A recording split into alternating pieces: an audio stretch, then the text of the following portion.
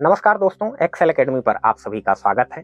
साथियों, कहते हैं कि फिल्में समाज का आईना होती हैं और अभी हाल ही में रिलीज हुई मूवी द केरला स्टोरी ने देश को दो धड़ों में बांट दिया है। कुछ लोग इसका पुरजोर समर्थन कर रहे हैं तो कुछ लोग जबरदस्त तरीके से इसका विरोध।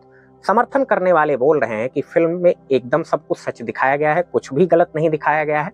तो विरोध करने वाले बोल रहे हैं कि फिल्म हिंदू मुस्लिम के बीच दरार और खाई पैदा करने के उद्देश्य से बनाई गई है। लेकिन सच कहीं ना कहीं इन दोनों धड़ों के बीच में है। इस फिल्म पर राजनीतिक रंग भी चढ़ चुका है। आतंकी साजिश पर बनी फिल्म केरला स्टोरी, ये केरला स्टोरी की इन दिनों काफी चर्चा है। प्रधानमंत्री मोदी जी सहित तमाम छोटे बड़े नेताओं ने इस फिल्म पर अपनी प्रतिक्रियाएं व्यक्त की हैं और मामला अब तो इंटरनेशनल भी हो चुका है। हाल ही में नीदरलैंड के एक एमपी कीट बिल्डर ने भी इस मूवी का समर्थन करते हुए ट्वीट किया है। उन्होंने लिखा है अपने ट्वीट में कि इस मूवी को यूरोप के सिनेमाघरों तथा डच पार्लियामेंट में भी दिखाया जाना चाहिए, क्योंकि जुलाई 2018 की एक रिपोर्ट के अनुसार पश्चिमी देशों से तकरीबन 41,490 लोगों ने आईसिस को ज्वाइन किया है, जिसमें 4,761 महिलाएं और 4,640 बच्चे हैं। विरोध करने वालों में से कई लोग हाई कोर्ट और सुप्रीम कोर्ट में याचिका दायर करके फिल्म पर प्रतिबंध लगाने की मांग भी कर चुके थे, लेकिन किसी भी कोर्ट ने फिल्म पर प्रतिबंध नहीं लगाया है और फिल्म ठीक ठाक कमाई भी कर रही है। कुछ राज्यों जैसे तमिलनाडु, केरल व पश्चिम बंगाल के सिनेमाघरों में लॉ एंड ऑर्डर को ध्यान रखते हुए इसे वहां पर नहीं चलाया जा रहा है। बंगाल में तो इसे बैन भी कर दिया गया है। पर जो इस फिल्म के टीजर में 32,000 लड़कियों के मिसिंग और आईसिस ज्वाइन करने की बात कही गई थी, कोर्ट ने उसे मॉडिफाई करवा दिया है। दोस्तों, इस फिल्म में जो आंकड़े दिखाए गए हैं वो आधिकारिक आंकड़ों के साथ दूर दूर तक मैच नहीं करते हैं, लेकिन द केरला स्टोरी मूवी को आप एकदम से खारिज नहीं कर सकते हैं कि कहानी एकदम मनगढ़ंत एवं झूठी है, जैसे कि कुछ नेता लोग बयान दे रहे हैं। केरल स्टोरी टाइप की जो फिल्में हैं, ये फेक प्रोपेगेंडा के सिवा कुछ नहीं है, जिसका मकसद कम्युनल पोलराइजेशन है। आज के इस वीडियो में हम आधिकारिक आंकड़ों के साथ केरल में हो रहे जबरन या बहला फुसला कर किए जाने वाले धर्मांतरण तथा युवाओं और युवतियों के आईसिस ज्वाइन करने की प्रक्रिया को अच्छी तरह से समझने की कोशिश करेंगे। वीडियो हो सकता है थोड़ी लंबी हो जाए, परंतु बहुत कुछ जानने और सीखने को है। आइए शुरू करते हैं और सबसे पहले थोड़ा सा इतिहास में चलते हैं कि कब से ये प्रक्रिया केरल में शुरू हो रही है, कैसे केरल के इन युवाओं और युवतियों को धर्मांतरण करके आईसिस के ट्रैप में फंसाया जा रहा था। इसकी शुरुआत होती है दोस्तों 1992 में, जब से बाबरी मस्जिद को विध्वंस किया गया। इसके परिणाम स्वरूप कई जगहों पर दंगे, बम ब्लास्ट होते हैं। ऐसे असुरक्षित माहौल में मुसलमानों के अधिकार के लिए लड़ने का दावा करने वाले एक दल एनडीएफ यानी नेशनल डेवलपमेंट फ्रंट की स्थापना 1994 में होती है। यह एक सुन्नी मुसलमानों का संगठन था। नेशनल डेवलपमेंट फ्रंट में 19 सुप्रीम काउंसिल सदस्य थे। इनमें प्रोफेसर पी कोया भी शामिल थे, जो students Islamic movement of India यानी सिमी, जो कि इंडियन मुजाहिदीन से संबंधित एक आतंकी संगठन था, उसके संस्थापक सदस्यों में से एक थे। ये संगठन मुस्लिमों से संबंधित कुछ मुद्दे समय समय पर उठाता रहा। एनडीएफ ने 2004, 2005 और 2006 में केरल के प्रमुख शहरों में इस्लाम के प्रहरी बनो जैसे नारों के साथ परेड का आयोजन भी करता था। फिर 2006 में ही 3 प्रमुख मुस्लिम संगठनों एनडीएफ, फोरम फॉर डिग्निटी, ये मुस्लिम संगठन कर्नाटक का था, और एक तीसरा संगठन था एमएनपी, जो कि तमिलनाडु का मुस्लिम संगठन था। इन तीनों ने मिलकर पीएफआई की स्थापना की, यानी ये तीनों दल आपस में मर्ज होकर एक नए संगठन, जिसे पीएफआई के रूप में जाना जाता है, उसका निर्माण इस प्रक्रिया से होता है। और इस पीएफआई को आपको पता ही होगा कि अभी हाल ही में प्रतिबंधित किया गया है। इसी पीएफआई का मेजर रोल है लड़के और लड़कियों को धर्मांतरण करवाने में और उनको आईसिस ज्वाइन करवाने में। इस दल पीएफआई ने बहुत ही कम समय में मुस्लिमों के बीच में बहुत अधिक लोकप्रियता प्राप्त की। पीएफआई का खुद का क्लेम है कि इसकी 22 राज्यों में यूनिट्स हैं। पीएफआई ने अपने विंग्स बनाने शुरू किए और बहुत सारे विंग्स बनाए। इन विंग्स में महिलाएं, बच्चे, पत्रकार, वकील, स्टूडेंट्स, इमाम, ये सभी लोग शामिल थे। कई सारे इस्लामिक एजुकेशन सेंटर की स्थापना की गई, विशेषकर केरल में ही। इसके साथ थरबियातुल इस्लाम सभा, जिसे 2010 में कोझिकोड में बनाया गया था, एक सत्यसांडी ट्रस्ट भी बनाया गया था, जिन पर खुलेआम आरोप लगते रहे हैं कि ये गैर मुस्लिम लड़के और लड़कियों का धर्मांतरण करके उन्हें मुस्लिम बनाते हैं। 2006 में जब बीएस अच्युतानंदन जी सीपीआईएम पार्टी के मुख्यमंत्री बनते हैं, तो उन्होंने खुफिया एजेंसियों की मदद से पीएफआई पर नजर रखना शुरू किया, जिससे ये पता चला कि पीएफआई के तालिबान के साथ संबंध हैं और साल 2008 से ही एनआईए ने उस पर नजर बनाकर रखी हुई थी। फिर साल 2009 में केरल के कैथोलिक बिशप की एक काउंसिल ने एक रिपोर्ट तैयार की जिसमें यह पता लगा कि अक्टूबर 2009 तक करीब 4500 ईसाई लड़कियों को कन्वर्ट करके मुस्लिम बनाया गया है। इस रिपोर्ट से देश में हड़कंप मच गया दोस्तों। फिर 29 सितंबर 2009 में केरल हाई कोर्ट के सामने एक केस आता है जिसमें केरल हाई कोर्ट ने यह माना कि केरल में लव जिहाद जैसी घटनाएं हो रही हैं। केरल हाई कोर्ट ने केरल के डीजीपी को कई सवालों के जवाब देने के लिए हलफनामा दाखिल करने का निर्देश दिया। और ये जो केस था दोस्तों, इसका नाम है शहंशाह बनाम केरल राज्य। इसको आप अगर इंटरनेट पर सर्च करेंगे तो आपको मिल जाएगा। इसकी मोटी मोटी प्रोसीडिंग मैं आपको बता देता हूँ ताकि आपको कनेक्शन बनाने में कोई असुविधा ना हो। तो इस केस में 2 पीड़ित लड़कियां थीं जिनका नाम डिस्क्लोज नहीं किया गया है। इनमें से एक हिंदू थी और एक ईसाई लड़की थी। आरोप ये था कि शहंशाह और उसका एक दोस्त था सिराजुद्दीन, इन दोनों ने जबरदस्ती लड़कियों को इस्लाम स्वीकार कराया था। ये जो पीड़ित छात्राएं थी एमबीए कोर्स की पढ़ाई कर रही थी। शहंशाह इनका सीनियर था और उस हिंदू लड़की को इससे प्यार हो जाता है। बताया जाता है कि शुरुआत से ही शहंशाह ने हिंदू धर्म और उसके सिद्धांतों, विश्वासों और परंपराओं के बारे में गलत बातें उससे करना शुरू की। हिंदू लड़की को ये शहंशाह अपने घर भी ले जाता था, उन्हें मुस्लिम समुदाय के रीति रिवाजों, प्रार्थना करने के तरीके और एक मुसलमान के रूप में सामान्य जीवन में एक व्यक्ति को क्या करना चाहिए ये सब सिखाया जाता था। और शहंशाह की माँ घर पर रहती थी और वो भी इस कृत्य में अपने बेटे शहंशाह का साथ दिया करती थी। शहंशाह लगातार लड़की को इस्लाम कबूल करवाने के लिए मजबूर कर रहा था और लड़की एकदम असमंजस में थी। आरोप ये लगता है दोस्तों कि शहंशाह ने लड़की से कहा था कि जब तक वह इस्लाम में कन्वर्ट नहीं हो जाती है तो उनका रिश्ता खत्म हो जाएगा। लगभग यही प्रक्रिया उस ईसाई लड़की के साथ भी हो रही थी।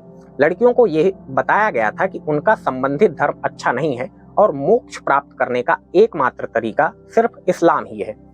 लड़कियों को मस्जिद में एक व्यक्ति से मिलने का निर्देश दिया गया था।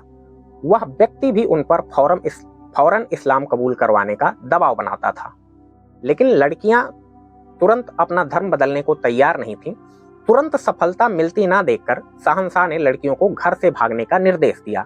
शहंशाह और उनके सहयोगियों ने पूरी योजना बनाई। 18/7/2009 को लगभग 3 बजे हिंदू लड़की अपने आवास से बाहर निकलने के लिए तैयार थी। कुछ देर बाद किसी यासीन नाम के व्यक्ति ने उसे मिस्ड कॉल दी जो कि घर से बाहर निकलने का इशारा था और वो लड़की यासीन के साथ घर से निकल गई। उसे स्कॉर्पियो कार में ले जाया गया। कार में पर्दा पहने हुए 2 महिलाएं सवार थी। कार में हिंदू लड़की के घुसने के बाद बताया जाता है कि उसे जबरदस्ती पर्दा कराया गया। कार में सफर के दौरान ये जो चरमपंथी संगठन है पॉपुलर फ्रंट पीएफआई, इसकी सीडी बजाई जा रही थी। ये लोग लड़की को लेकर एर्नाकुलम जाते हैं। ईसाई लड़की भी ठीक इसी तरीके से तड़के अपने घर से निकलती है। दोनों लड़कियों को एर्नाकुलम में एक घर में रखा गया।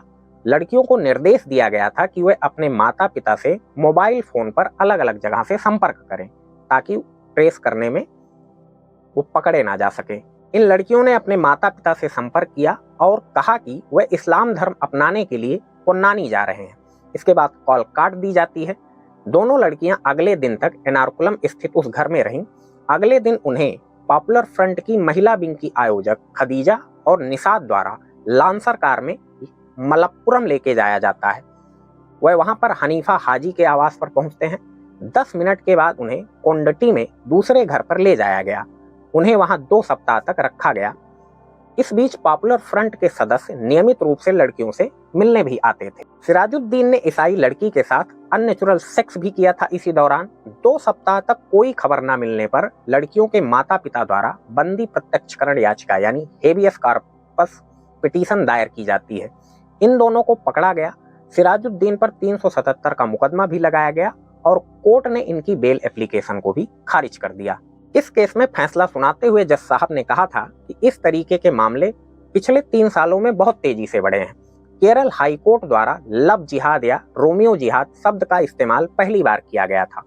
इस घटना से पीएफआई यूं समझिए कि बुरी तरीके से एक्सपोज हुआ। इसके बाद कई सारे जो हिंदू संगठन और क्रिश्चियन संगठन थे वो भी एक्टिव हो गए। 2010 में पीएफआई के सदस्यों ने मलयालम भाषा के एक प्रोफेसर थे जोसेफ, उन पर हमला इस नाम पर कर दिया था कि उन्होंने पैगंबर मोहम्मद के साथ बेअदबी की थी। उस समय केरल के एक कॉलेज में एक प्रोफेसर द्वारा यानी इन्हीं जोसेफ साहब के द्वारा एक प्रश्न पत्र तैयार किया गया था, जिसमें एक जगह मोहम्मद साहब का जिक्र हुआ था। इससे पीएफआई के लोगों ने धार्मिक अपमान का मुद्दा बना लिया और तनाव इतना बढ़ गया कि प्रोफेसर के उस हाथ को ही काट दिया जिससे उसने प्रश्न पत्र में मोहम्मद साहब का जिक्र किया था। तो इस तरीके से जो पीएफआई का तालिबानी चेहरा था या आईसिस वाला चेहरा था वो खुलकर सामने आया। इस तरीके की घटनाएं पहली बार केरल में हुई थी। इस घटना के बाद बीएस अच्युतानंदन जी ने दोषियों पर कड़ा एक्शन लेने को कहा। पुलिस ने पीएफआई के कई दफ्तरों में छापामारी करके बड़ी तादाद में गोला बारूद, हथियार और कुछ धार्मिक साहित्य बरामद किए। तालिबान द्वारा जो सजाएं दी जाने वाली वीडियो थे उसके कैसेट भी मिले और जो धार्मिक लिटरेचर मिला था उसमें ये बातें भी लिखी थी कि साल 2030 तक केरला को एक मुस्लिम राज्य बना देना है हमको। इस घटना के कुछ दिनों बाद बीएस अच्युतानंदन जी दिल्ली आते हैं और एक इंटरव्यू देते हैं और उसमें ये बताते हैं कि पीएफआई का एजेंडा है कि 2030 तक केरल को एक इस्लामिक स्टेट बनाना।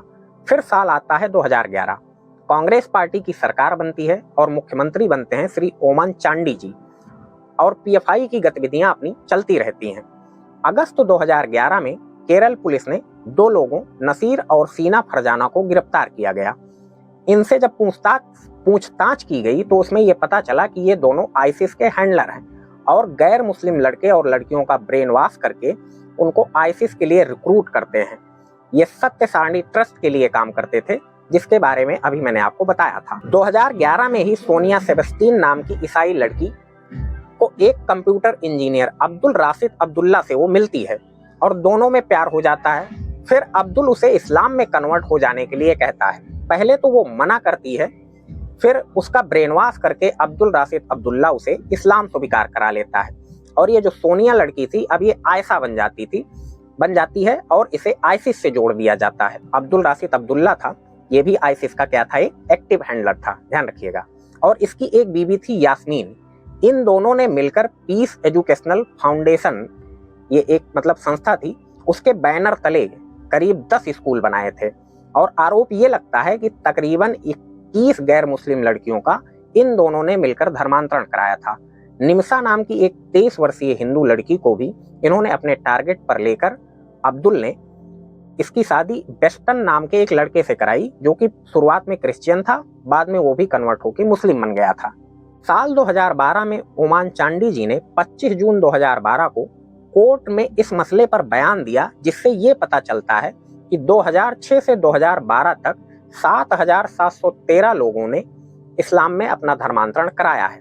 साल 2009 से साल 2012 तक इस्लाम में धर्मांतरित लोगों में 2667 35 वर्ष से कम उम्र की महिलाएं हैं, जिसमें 2195 लड़कियां हिंदू हैं और 492 लड़कियां ईसाई हैं।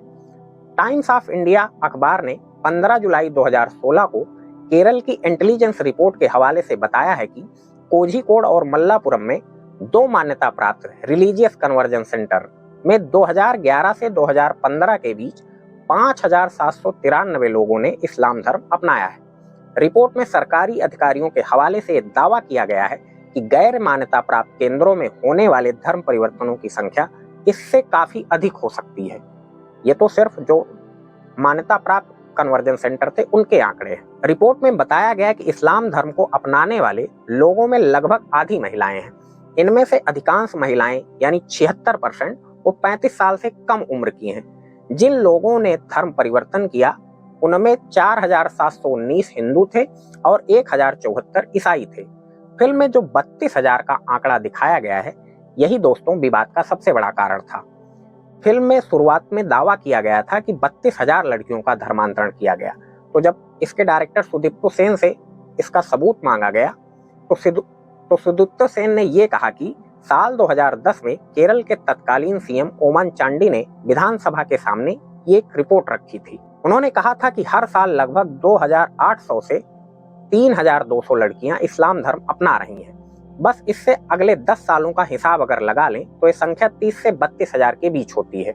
लेकिन उनका दावा सही नहीं है दोस्तों। मैंने आपको बताया था कि उन्होंने कोर्ट में बयान 2012 में दिया था, तो पहली चीज वो 2010 वाला मामला गलत है।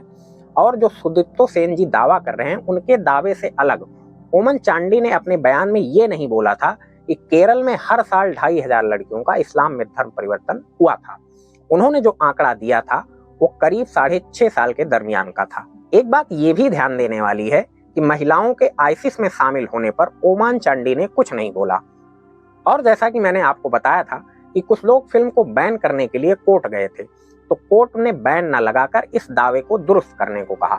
2 मई को ट्रेलर जो इसका रिलीज किया गया था उसके यूट्यूब डिस्क्रिप्शन से 32,000 वाला जो आंकड़ा था उसको हटाकर 3 कर दिया गया, क्योंकि वास्तव में जो कहानी है दोस्तों सिर्फ 4 लड़कियों की है, जिस पर हम अभी आगे बात करेंगे। ये तो एक बात हो गई दोस्तों केरल में धर्मांतरण की, जो कि काफी ज्यादा है वास्तव में। और ये सब जो आंकड़े आपको बताए हैं मैंने, उसका मुख्य आधार इंडियन एक्सप्रेस और एनआईए की कुछ चार्जशीट हैं, और इसके अलावा हमने कुछ जो अदर मीडिया प्लेटफॉर्म्स हैं उनसे सारे डाटा उपलब्ध करवाए हैं आपको।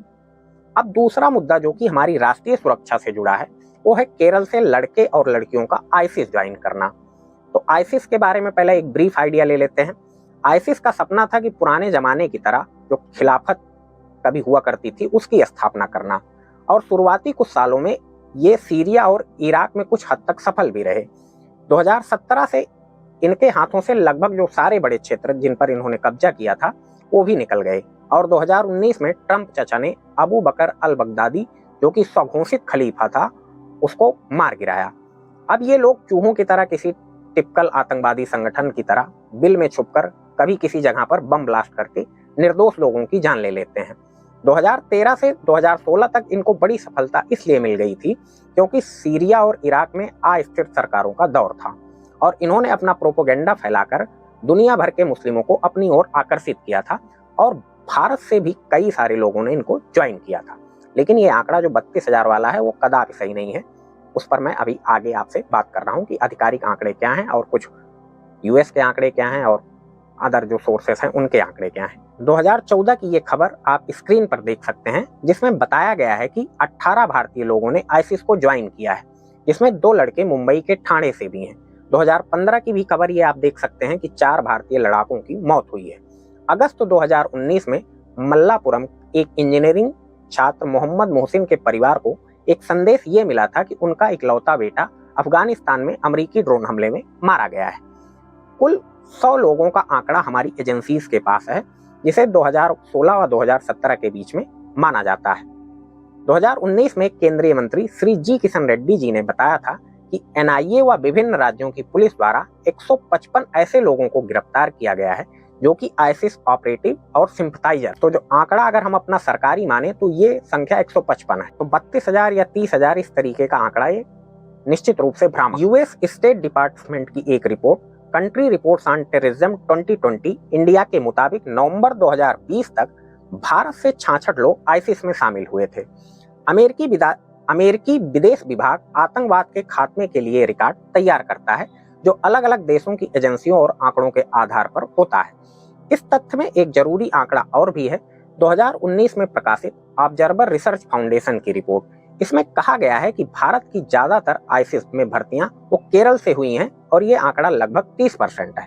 दोस्तों, ये आंकड़े निश्चित रूप से देश के लिए शर्मनाक हैं कि कोई भी एक सिंगल व्यक्ति इस तरीके के खूंखार और आतंकवादी संगठन में ज्वाइन नहीं करना चाहिए। अब आते हैं फिल्म पर कि फिल्म क्या सच है या गलत है। तो आंकड़े को हटा दें तो फिल्म में जितनी भी बातें दिखाई गई हैं वो सारी की सारी सच है। फिल्म में अदा शर्मा ने जिस लड़की की भूमिका निभाई है वो एकदम परफेक्ट है। कुल 4 भारतीय महिलाएं हैं जो आईसिस के लड़ाकों के साथ इराक और अफगानिस्तान गई थी, और अभी भी ये अफगानिस्तान की जेल में है। इन्होंने भारत आने की इच्छा जताई थी, परंतु सरकार ने इन्हें वापस नहीं लाया। अब यहाँ पर मैं एक बात आपको बताना चाहूंगा दोस्तों, और खास तौर से लड़कियों को, कि किसी के प्यार में इतने भी अंधे मत बनिए कि आपको इन चीजों का सामना करना पड़े। जो रेड फ्लैग सिग्नल होता है उसका हमेशा ध्यान रखिए, और ये संकेत होता है कि पानी अब सर के ऊपर जा रहा है, तो इसी स्थिति में अपने आप को उससे अलग कर लीजिए, यही आपके भविष्य के लिए बेहतर होगा। अंत में मैं उन लोगों को ये कहना चाहूंगा जो इस फिल्म को एंटी मुस्लिम बता रहे हैं, उन्हें केरल हाई कोर्ट की बात ध्यान रखनी चाहिए। केरल हाई कोर्ट ने सुनवाई के दौरान ये कहा था कि फिल्म आईसिस के बारे में है, इसमें इस्लाम या मुसलमानों के खिलाफ कुछ भी नहीं है। हिंदू और तेलुगु में कई ऐसी सारी फिल्में हैं जिसमें हिंदू सन्यासियों को तस्कर या बलात्कारी के रूप में दिखाया गया है, लेकिन इसका कोई विपरीत असर नहीं दिखता। ये केरल हाई कोर्ट द्वारा कहे गए हैं। और दूसरी बात यह है साथियों कि जब कल्प्रिट मुस्लिम समुदाय के लोग हैं तो फिल्म दूसरे धर्म के लोगों को दोषी कैसे बताया दिखा सकती है। पीके ओ माई गॉड जैसी फिल्मों में और आश्रम जैसी वेब सीरीज से पूरे हिंदू समाज के पुजारी या संत बदनाम नहीं हो जाते, ना ही पूरा हिंदू समाज बदनाम होता है। तो इस फिल्म से सारे मुस्लिम खराब कैसे हो सकते हैं। मैंने भी ये फिल्म देखी है और इसमें ऐसा कुछ भी नहीं है कि जो पब्लिक डोमेन में ना हो, लेकिन एक कहावत है ना, इन आर एज there is no such thing as keeping out of politics. तो यही सब चल रहा है साथियों। आज के वीडियो में इतना ही, मिलते हैं किसी और वीडियो में। उम्मीद है कि आपको ये आज का सेशन काफी पसंद आया होगा, तो इसे अपने दोस्तों के साथ शेयर करना ना भूलें। हम मिलते हैं किसी और टॉपिक के साथ। आप सभी लोगों का बहुत बहुत धन्यवाद और साथ में आपसे पुनः अनुरोध है कि चैनल को सब्सक्राइब करना और वीडियो को लाइक तथा शेयर करना ना भूलें।